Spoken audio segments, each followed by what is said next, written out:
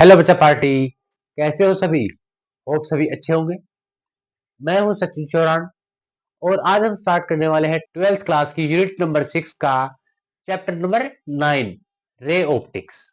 दो पार्ट्स में करेंगे, एक होगा रे ऑप्टिक्स, एक होगा वेव ऑप्टिक्स। कुछ डिटेल में चलेंगे, कुछ कंपटीशन का भी तड़का लगाएंगे। नीचे दिए गए व्हाट्सएप लिंक पे आप ज्वाइन कर सकते हो ताकि अगर जो भी वीडियो में डाल रहा हूं उसकी प्रैक्टिस के नोट्स वहां पे मिल जाएंगे आप। तो चलिए स्टार्ट करते हैं, लेट नहीं करते आज की वीडियो। और ये रही स्क्रीन आपके सामने। आज हम स्टार्ट करेंगे लेक्चर नंबर 1 जिसका नाम है रे ऑप्टिक्स। पहले नाम से ही बात करते हैं सर, ऑप्टिक्स क्या होती है? ऑप्टिक्स स्टडी ऑफ लाइट, ऐसी ब्रांच फिजिक्स की जिसमें लाइट के बारे में हम पढ़ेंगे। सर लाइट क्या होती है? आपने पढ़ा होगा, light is a form of energy which enable us to see an object.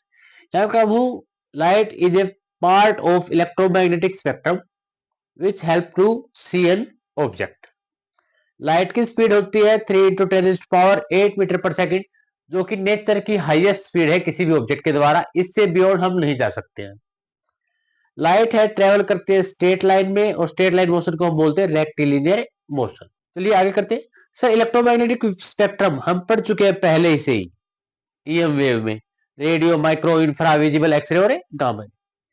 हमें सिर्फ ये विजिबल लाइट है ना जो ये दिख रही है, यही हमें दिखती है, जिसकी वेवलेंथ क्या होगी 400 नैनोमीटर से 750 नैनोमीटर।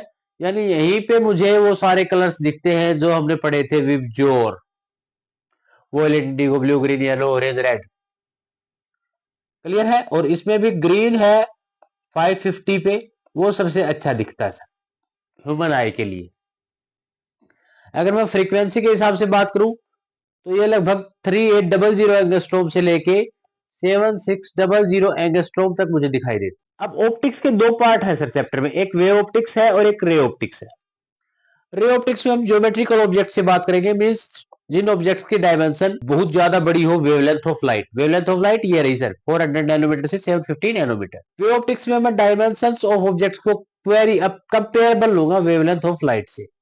इंटरफेरेंस, डिफ्रैक्शन, पोलराइजेशन बाद में आएगा। कोर्पसेल्स, सर न्यूटन ने क्या कहा था? न्यूटन ने माना था कि एनर्जी है वो छोटे छोटे पार्टिकल्स की फॉर्म में चलती है लगातार, और उनको कोर्पसेल्स कहा गया था।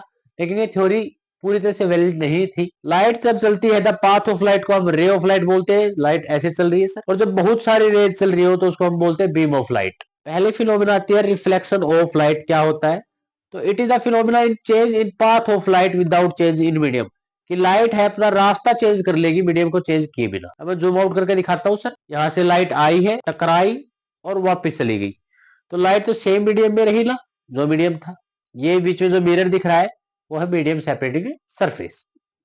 जो लाइट आती है, आप पढ़ चुके हो, बार बार पढ़ा के क्या करेंगे सर, इंसिडेंट रे। जो लाइट टकरा के जाती है उसको रिफ्लेक्टेड रे। और बीच में जो इमेजिनरी हम लाइन ड्रा करते हैं perpendicular to plane, that is normal. Incident ray और नॉर्मल के बीच जो एंगल बनता है that is angle of incidence. Normal और रिफ्लेक्टेड रे के बीच जो एंगल बनता है एंगल ऑफ रिफ्लेक्शन। जो इंसिडेंट रे और प्लेन मिरर के बीच जो एंगल बनता है दैट इज ग्लैंस एंगल। इसको बोलते हैं बेटा ग्लांस एंगल ऑफ इंसिडेंस। ऐसे ही ये जो एंगल है रिफ्लेक्टेड रे और नॉर्मल के बीच, ये वाला angle that is glance angle of reflection. जैसे एंगल ऑफ इंसिडेंस और रिफ्लेक्शन इक्वल होते हैं, तो ये दोनों भी एंगल इक्वल मिले।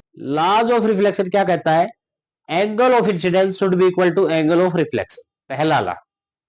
दूसरा, incident ray, reflected ray, normal all lie in same plane at the point of incidence। Point of incidence पे सेम प्लेन में लाई करेंगे। आपकी नोटबुक का जो पेज है वो एक प्लेन है, क्योंकि उसकी हाइट नहीं है, मोटाई नहीं है, नेग्लिजिबल है। तो अगर कोई लाइट आई प्लेन में, टकराई, तो सेम उसी पेपर के ऊपर ही जाएगी सर, ना तो पेपर से बाहर आएगी ना पेपर के अंदर जाएगी, सेम प्लेन में रहेगी। ये लाज है, वैलिड है। ईच पॉइंट, कैसी भी रिफ्लेक्टिंग सरफेस हो, कैसा भी रिफ्लेक्शन हो, ये लाज हमेशा वैलिड होंगे। फॉर एग्जाम्पल, यहाँ पे मैंने एक स्फेरिकल सरफेस ली है। अब कोई रे आई सर, इंसिडेंट हुई, टकरा के वापस जाएगी, तो ऑब्वियस बात है रिफ्लेक्टेड रे होगी। और नॉर्मल ड्रा करना है तो नॉर्मल आपको पता है कहां से पास करेगा? हमेशा सेंटर से। तो एंगल ऑफ इंसिडेंस हमेशा इक्वल होगा एंगल ऑफ रिफ्लेक्शन के। लाज वैलिड होंगे कैसी भी सरफेस। क्या हो सर अगर एंगल आई मेरा जीरो है? सर एंगल आई जीरो है तो एंगल आर भी क्या होगा? जीरो, क्योंकि दोनों ही इक्वल होंगे। तो ये सिचुएशन ऐसी है कि लाइट अगर नॉर्मल के साथ आ रही है sir, along the normal at the point of incidence, तो सेम वापस चली जाएगी सर, रीट्रेस कर जाएगी। मैं इमेज फॉर्मेशन स्टार्ट करने से पहले बता देता हूँ छोटी क्लासेस के लिए।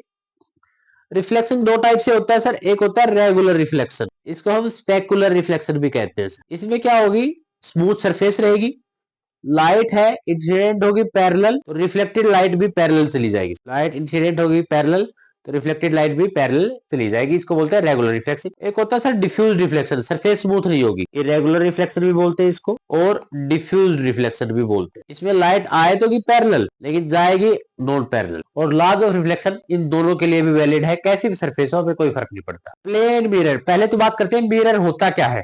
मिरर एक रिफ्लेक्टिंग सरफेस है sir, which reflect most of the light falling on it। यानी जो घरों में आप प्लेन मिरर यूज करते हो सर, वो कुछ ऐसा रहेगा, यहाँ ग्लास लगा होगा, इसके पीछे रिफ्लेक्टिंग मेटल लगाते हैं हम, सिल्वर फॉइल। और आपको पता है अगर सर सिल्वर है, अगर वो सल्फर डाइऑक्साइड के संपर्क में आई तो सिल्फर सल्फाइड बना देगा, जो कि ब्लैक कलर का होता है। इसके कारण शाइनी नेचर चला जाएगा, तो एयर ना जाए इसलिए हम इसको पूरा का पूरा कवर करते हैं रेड लेड ऑक्साइड से। और ये हमारा मिरर है जो घर में हम यूज करते हैं। अब बात करते हैं plane mirror image formation for point object. Object दो प्रकार के होते हैं, छोटे ऑब्जेक्ट्स की साइज अगर छोटी है तो हम पॉइंट से बोलेंगे, अगर ऑब्जेक्ट की साइज बड़ी है तो हम एक्सटेंडेड ऑब्जेक्ट लेंगे। अब मुझे यहाँ पे इमेज बनानी है तो क्या करूंगा मैं सर, मुझे कोई भी इमेज बनाने के लिए दो रेज को मीट करता हुआ दिखाना पड़ेगा, ये कंडीशन है बेटा, कि कम से कम दो रेज तो मीट करे तभी तो इमेज बनेगी। तो मैं यहाँ से इमेज निकालता हूँ, और मुझे पहले से ही पता है कि जितनी दूरी पे ऑब्जेक्ट है उतनी दूरी पे इमेज बनेगी। मैंने पहले बता दिया किधर से आएगी सर, इधर से। ए रे किधर चली जाएगी, इधर से। तो आइज को तो ऐसा लगा ना ये आई पॉइंट से आ रही है, तो हमारी इमेज आई पॉइंट पे बन जाएगी, और इतनी दूर ही बनेगी जितनी दूर ऑब्जेक्ट रखा है आपका। भाई आपको अपनी चेहरा, आप जब करते हो, आपका क्या करते हो, सुबह पहले मिरर के सामने जाते हो तो आपको अपनी चेहरा दिखता है ना, कैसे दिखता है सर, कोई लाइट आई, बल्ब वगैरह, सनलाइट हमारे ऊपर गिरी, हमारी बॉडी से प्लेन मिरर पे गिरी, और प्लेन मिरर से वापस आईज में आई, तो आईज में कहां से आई, प्लेन मिरर से टकरा के। तो हमें अपनी इमेज कहां दिखेगी, प्लेन मिरर पे। आईज को क्या लगता है कि लाइट जिधर से आ रही है उधर ही इमेज। प्रूफ देना है कि image formed at same distance inside the mirror as object in front of the mirror. चलो इसका प्रूफ देखते हैं सर। पहले मैं इमेज बना लेता हूं।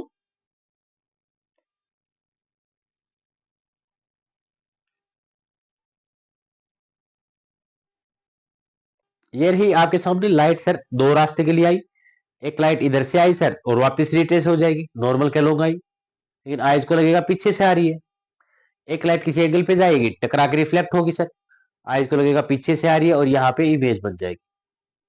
मैं नाम दे देता हूँ, ये पॉइंट पी है, ये पॉइंट क्यू है, और मुझे प्रूव करना है कि ओ क्यू है वो क्यू आई के इक्वल होगा, यानी जितनी दूरी पे ऑब्जेक्ट है उतनी दूरी पे इमेज बन रही है। चलिए दो ट्राइंगल ले लेते हैं, 1 एंड 2। अब अगर ये ट्राइंगल कॉन्ग्रुएंट हो गई तो साइड इक्वल होगी सर। देखो दो ट्राइंगल दो होते हैं, एक तो सिमिलर, सिमिलर का मतलब साइड्स का रेशियो सेम रहेगा सर, और एक होती है कॉन्ग्रुएंट की साइज भी सेम रहेगी।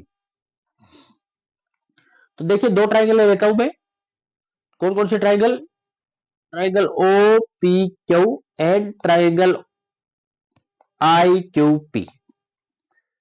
क्या क्यू पी दोनों में ही कॉमन है सर, बिल्कुल कॉमन है। सेकंड, क्या मैं बात करूं sir angle 1 is equal to angle 2, angle 1 is equal to angle 2, yes sir both 90 degree. अगर डायग्राम बड़ा करके दिखा रहा हूं मैं आपको, यहां नॉर्मल डालेंगे हम, सर रिफ्लेक्शन होता है, तो ये एंगल थीटा अगर है और ये भी क्या होगा थीटा, सर ये इंसिडेंट एंगल हुआ, ये रिफ्लेक्शन एंगल। अगर यहाँ पे एंगल थीटा है तो ये एंगल भी अल्टरनेट इंटीरियर एंगल थीटा होगा, और अगर ये एंगल थीटा है तो ये एंगल भी क्या होगा, कोरोस्पोंडिंग एंगल थीटा, इक्वल होंगे सर। इसका मतलब angle O is equal to angle I, दोनों इक्वल होंगे। तो मैं ये कह सकता हूं sir by side angle side rule, triangle O P Q is congruent to triangle I Q P. और अगर दोनों कॉन्ग्रुएंट है मींस सेम ट्राइंगल है, तो उनकी साइड भी सेम होगी, means O Q should be equal to Q I. इसका मतलब है जितनी दूरी पे ऑब्जेक्ट मेरा है उतनी ही दूरी पे मेरी इमेज बनेगी।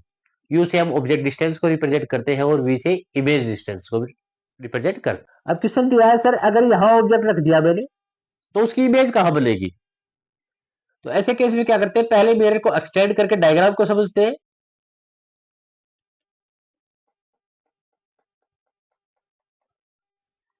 ये डायग्राम बना दिया।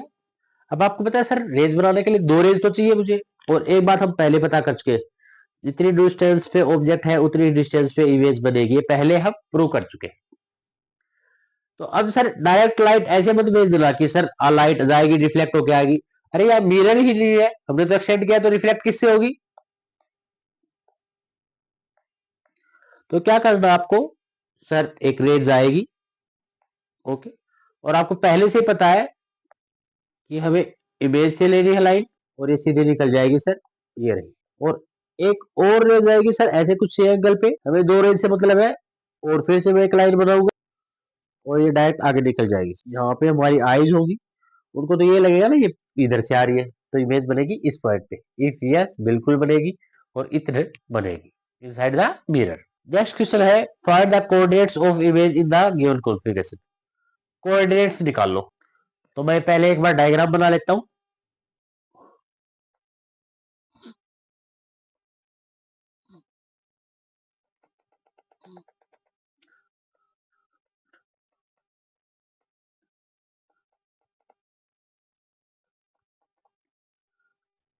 अब ये रहा डायग्राम। पहले तो कोई भी बच्चा ना, हम लाइन ड्रा करते हैं सर परपेंडिकुलर डिस्टेंस। क्या कहा, ऑब्जेक्ट इमेज उतनी दूरी पे बनेगी प्लेन मिरर से जितनी दूरी पे हमारा ऑब्जेक्ट है। इस बात को तो क्लियर माइंड में सेट कर लीजिएगा। तो सर अगर कोई बच्चा कहीं यहाँ पे है तो क्या इधर बनेगी इमेज? नहीं बेटा। क्या ये परपेंडिकुलर डिस्टेंस है? नहीं सर, 90 डिग्री एंगल नहीं बना रही है, देखो कितना एंगल बनता है। तो ऐसे नहीं करना है। इस टाइप के केस में पहले या तो मिरर को एक्सटेंड करो। मैं ऐसा करता हूं, मिरर को एक्सटेंड कर लेता हूं सर। मिरर को एक्सटेंड कर लिया मैंने पीछे की साइड, ये रहा मिरर सर।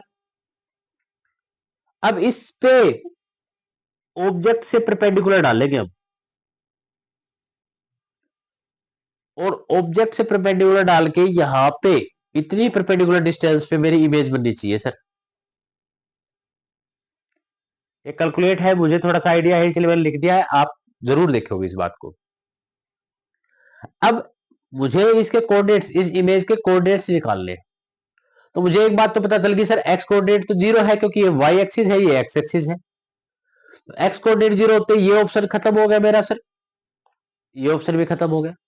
आंसर इन दोनों में से रहेगा कोई ना कोई। चलिए, ये दो है, ये एंगल 90 डिग्री है, तो 90 डिग्री के सामने वाली भुजा क्या होगी सर? हाइपोटेनस बना देता हूं, ए बी सी। तो ट्राइंगल लेता हूं सर मैं ओ ए बी, और पाइथागोरस थ्योरम लगा देता हूं। ओ ए का square is equal to O B square plus A B square. अब जरा एक बात कर लेते हैं, थोड़ा सा मैं डायग्राम को जूम आउट करके दिखाता हूं। अगर ये एंगल 45 है तो इसके सामने वाला एंगल भी क्या होगा sir? 45 degree, vertically opposite angle. Clear है? ये 40 है, ये एंगल 90 डिग्री है, तो बचा हुआ ये एंगल भी क्या होगा सर? 45 भी। और आपको पता है equal angle makes equal side, इसका मतलब ओ बी को मैं ए बी के इक्वल लिख सकता हूं सर। यस सर, तो लिख दीजिएगा। ओ ए क्या है, ओ से ए 2 सेंटीमीटर यानी 2 का square. O B, A B को भी क्या लिख देता हूं मैं, ओ बी का square. 4 is equal to 2 into O B का स्क्वायर। और ओ बी का स्क्वायर क्या है मेरे पास, यहां से 2 से 2 गया, टेकिंग रूट बोथ साइड 2 आएगा, और ओ बी क्या आएगा मेरे पास सर, √2। यानी ये डिस्टेंस मेरे पास आई है √2। अगर ये डिस्टेंस ऑब्जेक्ट अगर इतनी परपेंडिकुलर डिस्टेंस है तो इमेज भी, ये बीसी भी क्या आएगी सर, ये भी √2 आएगी, क्योंकि जितनी दूरी पे ऑब्जेक्ट उतनी दूरी पे इमेज है। Okay sir. अच्छा, बी ए बी जो इक्वल है तो ये भी क्या आएगी सर, √2 आएगी। अब ए बी √2 है, BC √2 है, तो क्या मैं AC निकाल सकता हूँ पाइथागोरस थ्योरम से? तो ये 90 डिग्री है, तो ये हाइपोटेनस रहा आपका। पाइथागोरस थ्योरम लगाते हैं सर, AC का स्क्वायर इज इक्वल टू क्या होगा? AB square plus BC square, यानी √2 का स्क्वायर 2 प्लस में 2 इट्स 4, AC का स्क्वायर, तो AC इज इक्वल टू क्या आएगा सर? 2, यानी A से C की दूरी होगी सर, ये डिस्टेंस होगी वो 2 होगी। तो कोऑर्डिनेट्स के आगे 0 और नीचे की तरफ है तो माइनस का 2। क्या ऑप्शन है ऐसा? Yes sir, C option is the right option. अब बात करता हूं image formation by plane mirror for extended object. Object अगर पॉइंट से बड़ा हो तो उसमें क्या करेंगे? सबसे पहले तो इमेज बनाएंगे सर हम, ठीक है। अब वापस से इमेज बनाने के लिए मुझे पता है जितनी दूरी पे मेरा क्या होगा, ऑब्जेक्ट होगा, उतनी ही दूरी पे क्या बनेगी, आपकी इमेज बनेगी। एक रे जब पैरेलल आएगी वो वापस रिट्रेस करेगी, उसको पीछे एक्सटेंड करते हैं सर हम। और दो रे चाहिए मुझे डायग्राम बनाने के लिए, कोई भी इमेज बनाने के लिए, तो ये टकरा के वापस चली जाएगी सर। इमेज इस टाइप से बनाते, ऐसे बी के साथ आएगा, एक लाइट आएगी सीधी गिरेगी सर और रिट्रेस कर जाएगी, अलोंग द नॉर्मल आया है। आगे हम क्या करते हैं सर, डॉटेड लाइन से दिखाते हैं इसको। एक रे आएगी किसी एंगल पे, इंसिडेंट हुई, हमने ड्रा किया इसको, और इधर निकल जाएगी सेम रे। तो ये एक टाइप से बन गया। सेकंड में देखते हैं सर। अब यहाँ पे ए पॉइंट जितनी दूरी पे है उतनी पॉइंट पे इधर ए पॉइंट होना चाहिए सर, जितना बी है उतनी ही डिस्टेंस पे बी पॉइंट होना चाहिए। तो चलिए इसको कर लेते हैं। ओके, मैंने मेजर किया थोड़ा सा, और ये रहे सर मेरे, जितनी पॉइंट पे ए था उतनी दूरी पे मैंने ए ले लिया, और जहां बी था वहां पे मेरे बी, और ये इमेज बनेगी ए डैश से बी डैश। अब वापस से इमेज बनानी है, तो सर एक रे तो आएगी कैसे भाई, नॉर्मल डाल दूंगा सरफेस पे, रिट्रेस कर जाएगी, और ये लीजिए आगे जाके एक रे किसी भी एंगल पे, आपकी चॉइस होती है सर। ये मैं ये नहीं कहता ऊपर ही जाएगी, जरूरी नहीं है, नीचे डाल सकते हो सर, ये आएगी। हमें पता है पहले से ही हम सेट कर लेते हैं, ये लीजिए, और इधर निकल जाएगी।